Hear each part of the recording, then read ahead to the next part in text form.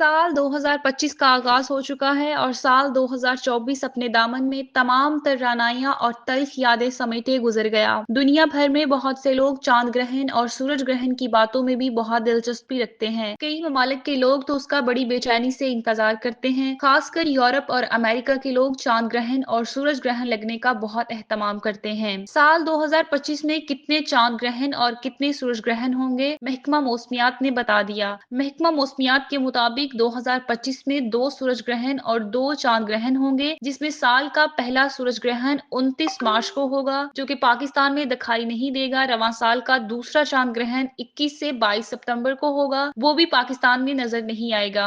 इसके अलावा रवां साल का पहला चांद ग्रहण 14 मार्च को होगा। पहला चांद ग्रहण सुबह 8:57 पर शुरू होगा। ये चांद ग्रहण पाकिस्तान में दिखाई नहीं देगा। साल 2025 का दूसरा जिजवी चांद ग्रहण 7 और 8 सितंबर की दरमियानी रात को होगा। ये चांद ग्रहण रात 8:28 पर शुरू होगा और 1:55 पर इख्तिताम पजीर होगा।